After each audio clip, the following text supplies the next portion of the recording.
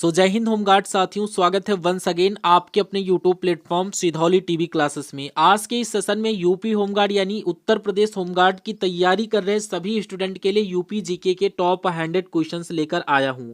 आप UP home guard की तैयारी कर रहे हैं तो ऐसा हो नहीं सकता कि यूपी जीके के क्वेश्चन आपसे पूछे ना जाएं। तो इन टॉप 100 क्वेश्चन के माध्यम से अपना स्कोर कार्ड चेक करिए कि यूपी जीके के क्वेश्चन आपको कितने आते हैं। बहुत ही इंटरेस्टिंग सेशन होने वाला है, बने रहिएगा सेशन के लास्ट तक और चेक करिए अपने स्कोर कार्ड को और अपनी तैयारी को जांचिए कि कितने क्वेश्चन आपके यहां पर सही होते हैं। अब तैयारी में आपके लिए टाइम बहुत कम बचा हुआ है, तो इसलिए हम वो चीजें पढ़ेंगे जो आपके एग्जाम ओरिएंटेड होंगी और आपसे पूछे जाने की संभावनाएं ज्यादा बनती हैं।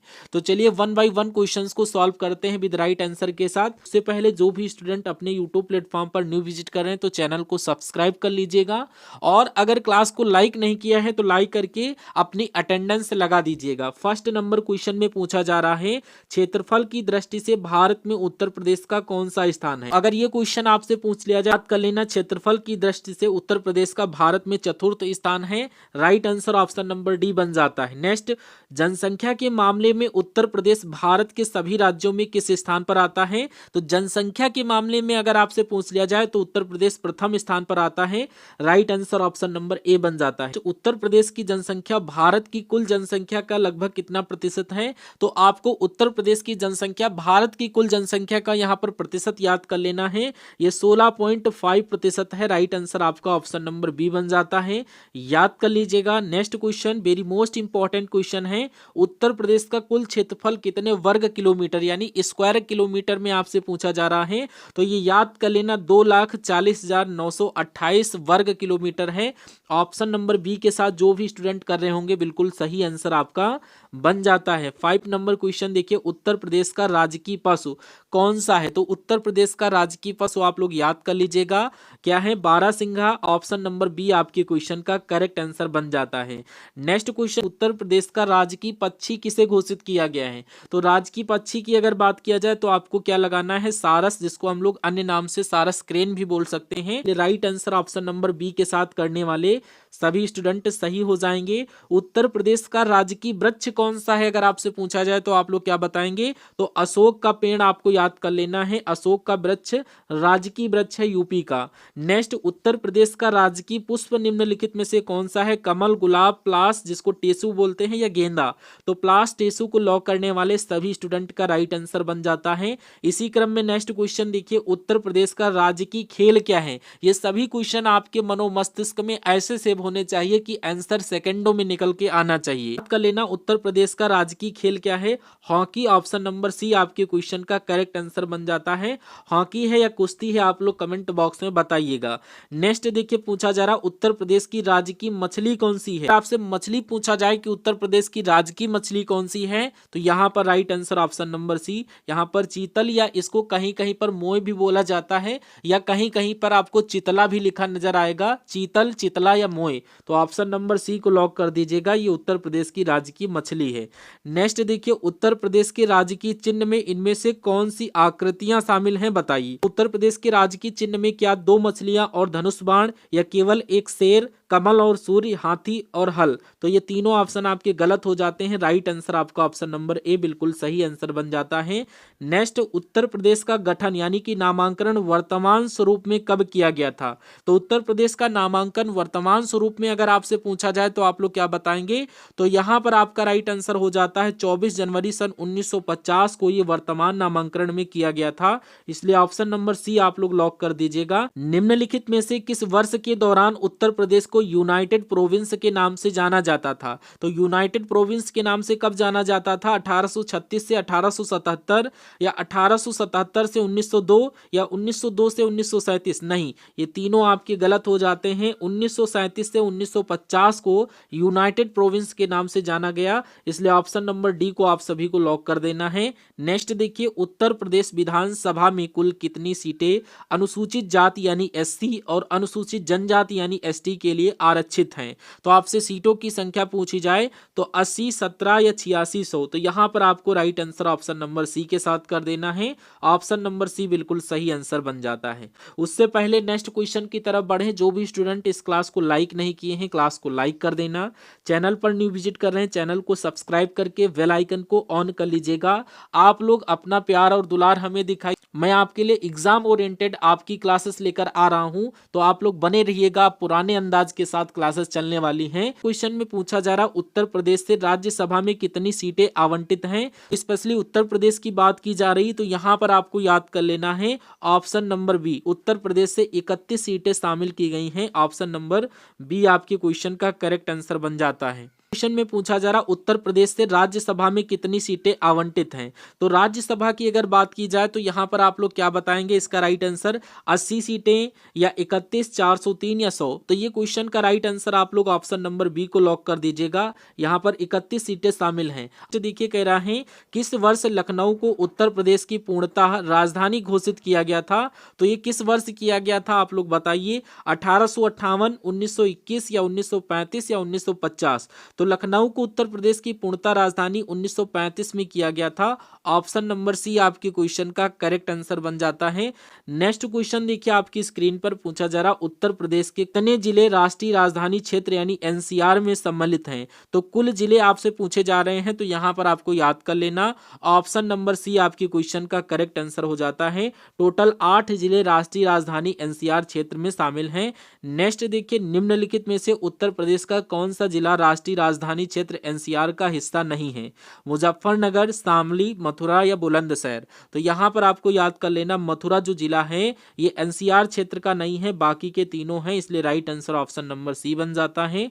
उत्तर प्रदेश भारत के कितने राज्यों और केंद्र शासित प्रदेशों के साथ अपनी सीमा साझा करता है, उत्तर प्रदेश 8 राज्यों और 1 केंद्र शासित प्रदेश से अपनी सीमा को साझा करता है। Right answer option number B बन जाता है। उत्तर प्रदेश किस एकमात्र देश के साथ अपनी अंतरराष्ट्रीय सीमा साझा करता है, अब केवल एकमात्र देश के साथ पूछा जा रहा, तो क्या भूटान, चीन, नेपाल या बांग्लादेश, तो आपके क्वेश्चन का करेक्ट आंसर नेपाल के साथ जाना चाहिए। उत्तर प्रदेश एकमात्र देश जो है वो नेपाल के साथ अपनी अंतरराष्ट्रीय सीमा साझा करता है। नेक्स्ट देखिए निम्नलिखित में से कौन सा राज्य उत्तर प्रदेश के साथ अपनी सीमा साझा नहीं करता, तो कौन सा राज्य उत्तर प्रदेश के साथ सीमा साझा नहीं करता है, ओडिशा। ऑप्शन नंबर सी आपके क्वेश्चन का करेक्ट आंसर बन जाता है। नेक्स्ट देखिए उत्तर प्रदेश का कौन सा जिला नेपाल के साथ सीमा साझा नहीं कर सकता या नहीं करता है, तो यहां पर आपको राइट आंसर किस ऑप्शन के साथ करना है, सीतापुर के साथ। सीतापुर ऑप्शन नंबर सी आपके क्वेश्चन का करेक्ट आंसर बन जाता है। इसी क्रम में नेक्स्ट क्वेश्चन क्षेत्रफल की दृष्टि से उत्तर प्रदेश का सबसे बड़ा और सबसे छोटा जिला क्रमशः कौन सा है, प्रयागराज और मथुरा, लखीमपुर खीरी और हापुड़, सोनभद्र और गाजियाबाद, खीरी और Bhadohi. Very most important question है, अगर आपको इसका राइट आंसर पता है तो प्लीज कमेंट बॉक्स में दीजिए।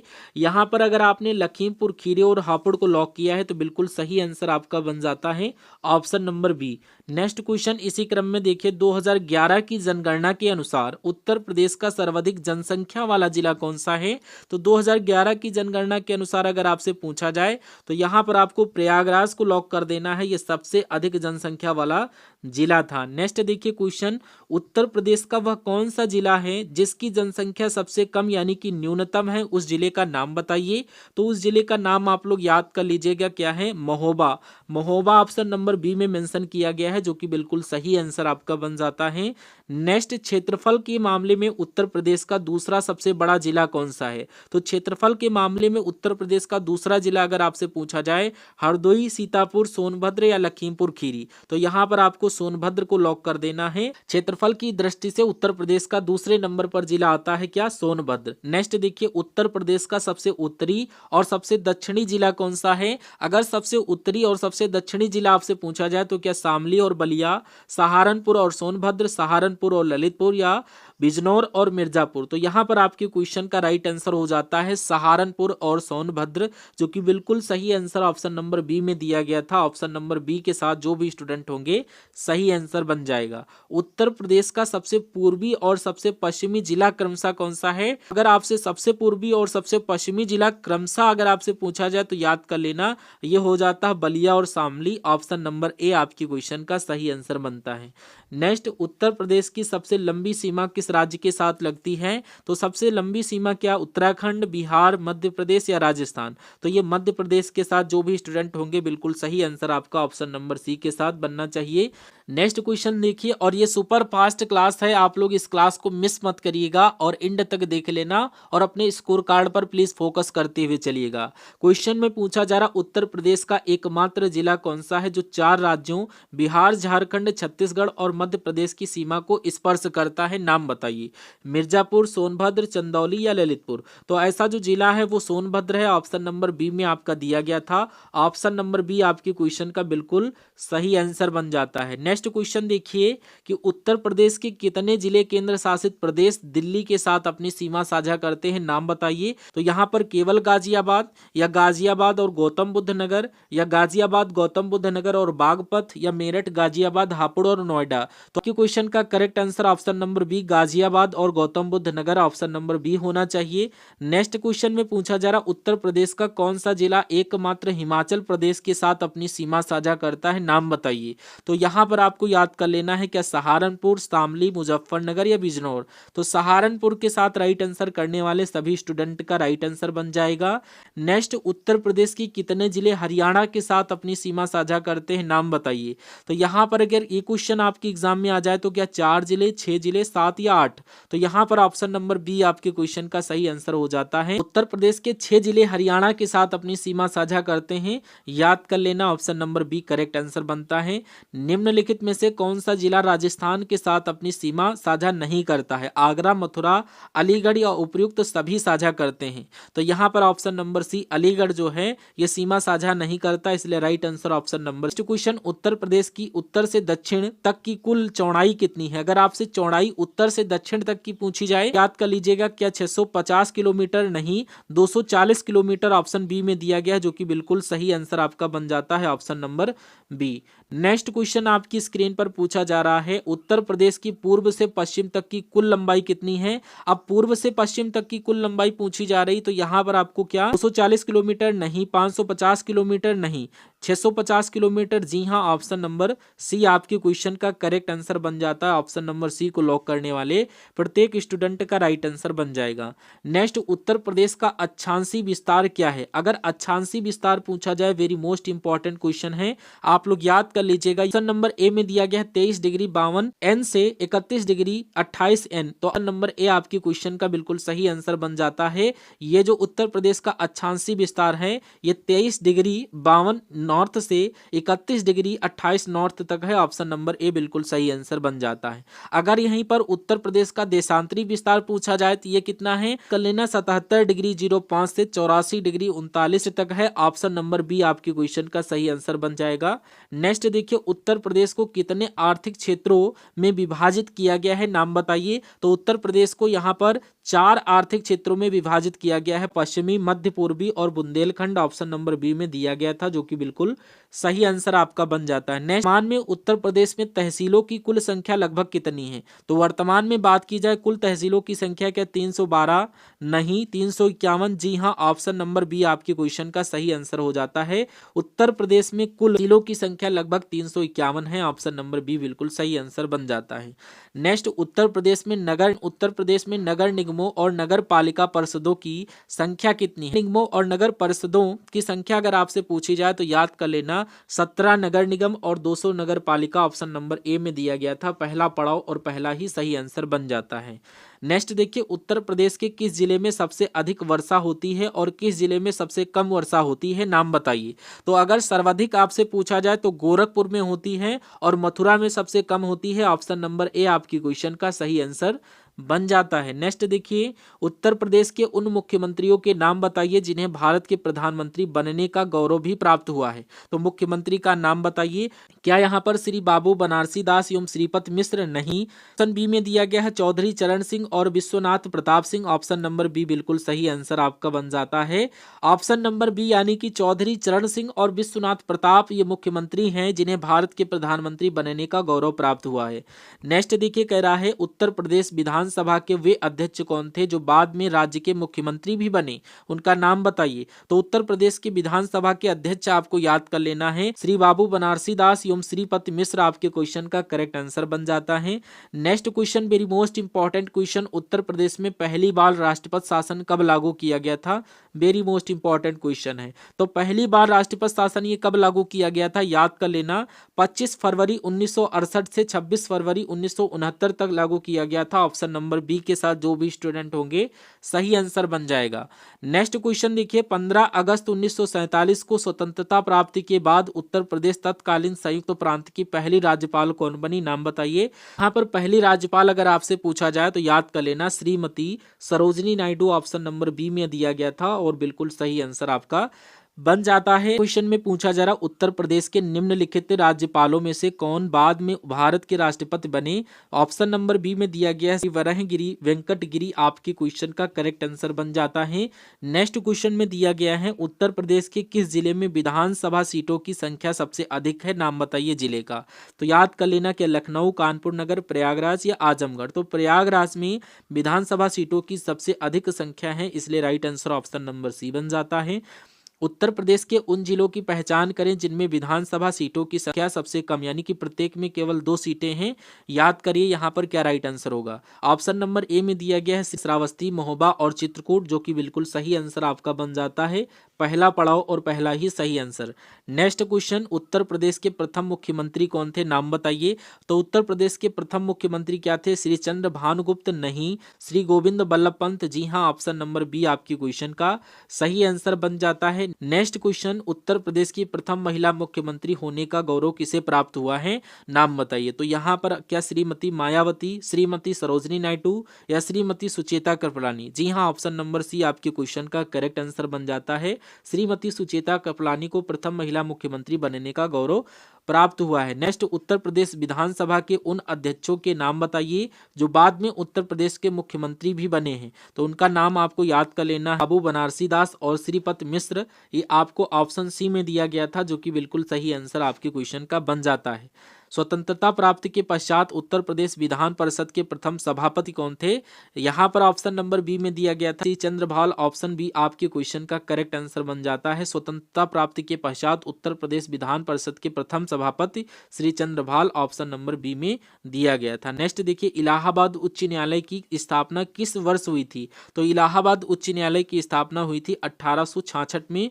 ऑप्शन नंबर बी बिल्कुल सही आंसर आपके क्वेश्चन का बन जाता है। इलाहाबाद उच्च न्यायालय के प्रथम मुख्य न्यायाधीश यानी चीफ जस्टिस कौन थे? नाम बताइए। याद कर लेना, जस्टिस का नाम था सर वाटल मार्गन। ऑप्शन नंबर ए आपके क्वेश्चन का सही आंसर बन जाता है। नेक्स्ट, स्वतंत्रता के बाद इलाहाबाद उच्च न्यायालय के पहले मुख्य न्यायाधीश कौन बने? तो स्वतंत्रता के बाद श्री बिंदु विष्णु मलिक आपके क्वेश्चन का correct answer option number B बन जाता है। ये क्लास आपको कैसी लग रही है और ये क्वेश्चन आपको समझ में आ रहे हैं या नहीं आ रहे हैं? 2 शब्द आपको क्लास के फीडबैक के रूप में जरूर लिखना है। नेक्स्ट, इलाहाबाद उच्च न्यायालय के प्रथम भारतीय मुख्य न्यायाधीश कौन बने थे? नाम बताइए। तो इलाहाबाद उच्च न्यायालय के प्रथम भारतीय मुख्य न्यायाधीश अगर आपसे पूछा जाए तो याद कर लेना श्री शाह मोहम्मद सुलेमान आपके क्वेश्चन का correct answer option number B बन जाता है। नेक्स्ट क्वेश्चन, इलाहाबाद उच्च न्यायालय की प्रथम महिला न्यायाधीश कौन बनी? तो इलाहाबाद उच्च न्यायालय की प्रथम महिला न्यायाधीश न्यायमूर्ति ज्योतिमर्य आपके क्वेश्चन का correct answer option number B बन जाता है। वेरी मोस्ट इंपॉर्टेंट क्वेश्चन याद कर लीजिएगा। नेक्स्ट, उत्तर प्रदेश को कुल कितने कृषि जलवायु क्षेत्रों में विभाजित किया गया है? नाम बताइए। वेरी मोस्ट इंपॉर्टेंट क्वेश्चन है। जलवायु क्षेत्रों की अगर आपसे नाम पूछा जाए तो याद कर लेना, टोटल 9 जलवायु क्षेत्रों में विभाजित किया गया है। Option number C right answer हो जाता है अगर आपने लॉक किया है। नेक्स्ट, उत्तर प्रदेश के किस क्षेत्र में मुख्य रूप से काबर मिट्टी पाई जाती है? नाम बताइए क्षेत्र का। तो काबर मिट्टी कहाँ पर पाई जाती है? तो ये बुंदेलखंड क्षेत्र में पाई जाती है। ऑप्शन नंबर बी आपके क्वेश्चन का सही आंसर बन जाता है। नेक्स्ट देखिए, 2011 की जनगणना के अनुसार उत्तर प्रदेश की कुल जनसंख्या यानी करोड़ में कितनी है? तो 2011 की जनगणना के अनुसार उत्तर प्रदेश में कुल जनसंख्या जो है वो 19.981 करोड़ थी। ऑप्शन नंबर सी आपके क्वेश्चन का करेक्ट आंसर बन जाता है। नेक्स्ट, उत्तर प्रदेश का जनसंख्या घनत्व प्रति वर्ग किलोमीटर कितना है? याद कर लेना ये कितना है, ऑप्शन नंबर बी 829 प्रति वर्ग किलोमीटर दिया गया है, जो कि ऑप्शन नंबर बी में सही आंसर बन जाता है। नेक्स्ट देखिए, 2001 से 2011 के दौरान उत्तर प्रदेश की दशकीय जनसंख्या वृद्धि क्या रही? तो यहाँ पर दशकीय अगर जनसंख्या वृद्धि आपसे पूछी जाए तो याद कर लेना ऑप्शन नंबर ये 20.23%, ऑप्शन नंबर ए आपकी क्वेश्चन का सही आंसर बन जाता है। इसी क्रम में नेक्स्ट क्वेश्चन, 2011 की जनगणना के अनुसार किस जिले में सर्वाधिक दशकीय वृद्धि दर दर्ज की गई है?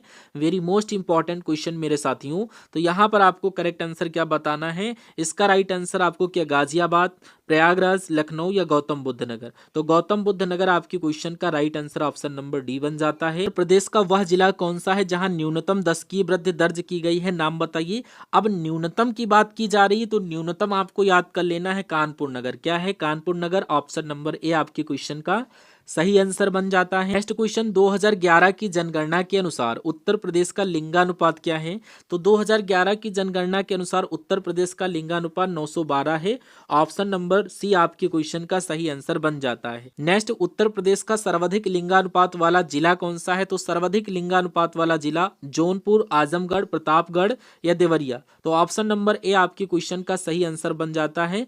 सर्वाधिक लिंगानुपात वाला जिला जौनपुर है। नेक्स्ट देखिए, उत्तर प्रदेश का सबसे कम लिंगानुपात वाला जिला कौन सा है? तो सबसे कम लिंगानुपात वाला जिला गौतम बुद्ध नगर, याद कर लेना ऑप्शन नंबर डी आपकी क्वेश्चन का सही आंसर बन जाता है। डिक्टो राइट आंसर आपको फाइंड करना है और सुपर फास्ट क्लास आपके रिवीजन के लिए है यूपी जीके की। नेक्स्ट क्वेश्चन देखिए, कह रहा है 2011 की जनगणना के अनुसार उत्तर प्रदेश की कुल साक्षरता दर कितनी है? तो कुल साक्षरता दर अगर आपसे पूछी जाए तो क्या 77.28% या 67.68%? जी हाँ, ऑप्शन नंबर बी आपके क्वेश्चन का बिल्कुल सही आंसर हो जाता है। ये 67.68% है 2011 की जनगणना के अनुसार। नेक्स्ट, उत्तर प्रदेश में महिला साक्षरता दर कितनी दर्ज की गई थी 2011 के अनुसार? तो महिला साक्षरता दर ये 57.18% दर्ज की गई थी 2011 की जनगणना में। Right answer option number A. Next, किस जिले में पुरुष साक्षरता दर सर्वाधिक है? जिले का नाम बताइए। तो याद कर लेना गौतम बुद्ध नगर में पुरुष साक्षरता दर सबसे अधिक है, इसलिए right answer option number B बन जाता है। नेक्स्ट क्वेश्चन देखिए, वह जिला कौन सा है जहां महिला साक्षरता दर सबसे कम है? नाम बताइए। तो उस जिले का नाम आपको याद कर लेना है, श्रावस्ती जिला ऐसा है। महिला साक्षरता दर सबसे क्या है? कम है, इसलिए right answer option number A बन जाता है। 2011 की जनगणना के अनुसार बाल लिंगानुपात 0 से 6 वर्ष की क्या है आपको बताना है। तो यहाँ पर याद कर लेना, ये जो लिंगानुपात था, बाल लिंगानुपात याद कर लेना 902 था, इसलिए राइट आंसर आपका ऑप्शन नंबर सी बन जाता है। इसी क्रम में नेक्स्ट क्वेश्चन, उत्तर प्रदेश की कुल जनसंख्या में बाल जनसंख्या 0 से 6 वर्ष का प्रतिशत कितना है? तो बाल जनसंख्या 0 से 6 वर्ष का अगर प्रतिशत पूछा जाए तो ये है 15.41%, यानी कि 15.41% ऑप्शन नंबर ए में दिया गया था, जो कि बिल्कुल सही आंसर आपके क्वेश्चन का बन जाता है। नेक्स्ट देखिए, साक्षरता के मामले में उत्तर प्रदेश का भारत के राज्यों में कौन सा स्थान है? तो साक्षरता के मामले में अगर आपसे पूछा जाए तो याद कर लेना ये 29वें नंबर पर है। Right answer option number D आपके क्वेश्चन का सही आंसर बन जाता है, 29वें नंबर। नेक्स्ट देखिए, भारत की कुल जनसंख्या का कितना प्रतिशत उत्तर प्रदेश में निवास करता है? तो भारत की कुल जनसंख्या का उत्तर प्रदेश में कितना यहाँ पर निवास करता है अगर ये क्वेश्चन आ जाए तो ये 16.5%, ऑप्शन नंबर बी बिल्कुल सही आंसर बन जाता है। 16.5% भारत का उत्तर प्रदेश में निवास करता है। वेरी मोस्ट इंपॉर्टेंट क्वेश्चन है। नेक्स्ट, भारत की कुल ग्रामीण जनसंख्या का कितना प्रतिशत हिस्सा उत्तर प्रदेश में रहता है? तो ग्रामीण जनसंख्या का कुल अगर आपसे पूछा जाए तो 18.6 उत्तर प्रदेश में रहता है। 18.6 ऑप्शन नंबर ए में दिया गया है। नेक्स्ट क्वेश्चन में पूछा जा रहा 2011 के अनुसार उत्तर प्रदेश की शहरी जनसंख्या की दशकीय वृद्धि दर कितनी रही? तो ये कितनी रही थी याद कर लेना, ये 28.82% रही थी। ऑप्शन नंबर सी आपके क्वेश्चन का सही आंसर बन जाता है, 28.82%। नेक्स्ट क्वेश्चन, उत्तर प्रदेश की कुल जनसंख्या का कितना प्रतिशत ग्रामीण क्षेत्रों में रहता है? तो कुल जनसंख्या का याद कर लेना 77.7% ग्रामीण क्षेत्रों में रहता है। ऑप्शन नंबर ए आपके क्वेश्चन का सही आंसर बन जाता है। नेक्स्ट, उत्तर प्रदेश का सर्वाधिक ग्रामीण जनसंख्या वाला जिला कौन सा है? तो सबसे अधिक ग्रामीण जनसंख्या वाला जिला सीतापुर, गोरखपुर, प्रयागराज। तो ऑप्शन नंबर सी आपके क्वेश्चन का करेक्ट आंसर बन जाता है। प्रयागराज सबसे अधिक ग्रामीण जनसंख्या वाला जिला, ऑप्शन नंबर सी बन जाता है। नेक्स्ट, उत्तर प्रदेश की कुल जनसंख्या में अनुसूचित जाति एससी का कितना प्रतिशत है? तो यहाँ पर याद कर लेना, अगर ये क्वेश्चन आ जाए तो 20.69% क्या है? एससी। ऑप्शन नंबर ए आपकी क्वेश्चन का सही आंसर बन जाता है। तो किस जिले में अनुसूचित जाति एससी की जनसंख्या सर्वाधिक संख्या में है? नाम बताइए जिले का। तो याद कर लेना कि हरदोई, आजमगढ़, सीतापुर, प्रयागराज। तो सबसे अधिक एससी जनसंख्या सीतापुर में निवास करती है। ऑप्शन नंबर सी आपकी क्वेश्चन का सही आंसर है। नेक्स्ट, प्रतिशत के पर सर्वाधिक अनुसूचित जाति एससी वाला जिला कौन सा है? अगर प्रतिशत में देखा जाए तो आपको कौशाम्बी को याद कर लेना है। कौशाम्बी, ऑप्शन नंबर ए आपके क्वेश्चन का सही आंसर बन जाता है। इसकी कुल जनसंख्या में अनुसूचित जनजाति एसटी का प्रतिशत कितना है? तो यहाँ पर एसटी का अगर प्रतिशत पूछा जाए तो 0.57% ऑप्शन नंबर बी में दिया गया है, जो कि बिल्कुल सही आंसर आपका बन जाता है। नेक्स्ट, किस जिले में अनुसूचित जनजाति एसटी की सर्वाधिक जनसंख्या निवास करती है? जिले का नाम बताइए। तो ये सोनभद्र में सर्वाधिक एसटी जनसंख्या निवास करती है। ऑप्शन नंबर डी सही आंसर आपका बन जाता है। क्वेश्चन देखिए, किस जिले में नगरीय जनसंख्या का प्रतिशत सर्वाधिक है? जिले का नाम याद कर लेना, गाजियाबाद। ऑप्शन नंबर बी आपके क्वेश्चन का सही आंसर बन जाता है। इसी क्रम में नेक्स्ट क्वेश्चन, उत्तर प्रदेश का सर्वाधिक क्षेत्रफल वाला जिला कौन सा है? सर्वाधिक क्षेत्रफल वाला जिला अगर आपसे पूछा जाए तो लखीमपुर खीरी को याद कर लेना। ऑप्शन नंबर ए सही आंसर बन जाता है। नेक्स्ट, उत्तर प्रदेश का सबसे कम जनसंख्या वाला जिला कौन सा है? तो उत्तर प्रदेश का सबसे कम जनसंख्या वाला जिला महोबा है। ऑप्शन नंबर सी बिल्कुल सही आंसर आपका बन जाता है। इसी क्रम में नेक्स्ट क्वेश्चन देखिए, वर्ष 2026 तक कुल प्रजनन दर टीएफआर को घटाकर कितना करने का लक्ष्य है? तो ये आपको याद कर लेना है, 2.1 करने का लक्ष्य रखा गया है। ऑप्शन नंबर डी आपके क्वेश्चन का सही आंसर बन जाता है। क्वेश्चन में पूछा जा रहा है, प्रदेश की नई जनसंख्या नीति 2021 एवं 2030 किस दिन जारी की गई है? नाम पूछा जा रहा है, डेट आपको याद कर लेना। ऑप्शन नंबर ए आपके क्वेश्चन का सही आंसर हो जाता है 11 जुलाई 2021। ऑप्शन नंबर ए में आपका दिया गया है, बिल्कुल राइट आंसर बन जाता है। जनसंख्या 2011 के अनुसार किस जिले में सबसे अधिक शहरी जनसंख्या प्रतिशत में निवास करती है? तो याद कर लेना, ये गाजियाबाद। ऑप्शन नंबर ए पहला पड़ाव और पहला ही सही आंसर आपका बन जाता है। 2011 की जनगणना के आधार पर उत्तर प्रदेश में शहरी आबादी का प्रतिशत कितना है? तो 2011 की जनगणना के आधार पर उत्तर प्रदेश का शहरी आबादी 22.27% है। ऑप्शन नंबर बी आपके क्वेश्चन का सही आंसर बन जाता है। नेक्स्ट क्वेश्चन देखिए, उत्तर प्रदेश का सबसे कम शहरीकरण, सबसे कम शहरी जनसंख्या वाला जिला कौन सा है? अगर ये क्वेश्चन पूछा जाए तो आपको श्रावस्ती को लॉक कर देना है, सबसे कम शहरी जनसंख्या वाला जिला है। नेक्स्ट, 2011 की जनगणना के अनुसार उत्तर प्रदेश में कुल जनसंख्या में हिंदू धर्म के अनुयायियों का प्रतिशत कितना है? तो याद कर लेना, 75.30% आपके क्वेश्चन का सही आंसर ऑप्शन नंबर सी बन जाता है। नेक्स्ट देखिए, किस जिले में मुस्लिम आबादी का प्रतिशत सबसे अधिक है? जिले का नाम बताइए। तो यहाँ पर रामपुर को लॉक कर देना, रामपुर में सबसे अधिक मुस्लिम आबादी का प्रतिशत, ऑप्शन नंबर सी सही आंसर बन जाता है। नेक्स्ट देखिए, निम्नलिखित में से कौन सा जिला हिंदू आबादी के प्रतिशत के मामले में शीर्ष जिलों में से एक है? जिले का नाम बताइए। तो यहाँ पर भी आपको right answer option number C के साथ करना है, गाजियाबाद। ऑप्शन नंबर सी में दिया गया था। नेक्स्ट, आज के सेशन का अंतिम क्वेश्चन आपकी स्क्रीन पर आपसे पूछा जा रहा है, यमुना और गंगा का संगम किस स्थान पर पड़ता है? नाम बताइए। तो गंगा यमुना का संगम किस स्थान पर पड़ता है? यह आपको होमवर्क के लिए क्वेश्चन मिलता है, इसका राइट आंसर आप लोग कमेंट बॉक्स में देंगे। ये क्लास आपको कैसी लगी? यूपी जीके के टॉप 100 क्वेश्चन आपको करवा दिए हैं आज की इस क्लास में। इससे बाहर एक भी क्वेश्चन आपके एग्जाम में नहीं पूछा जाने वाला है।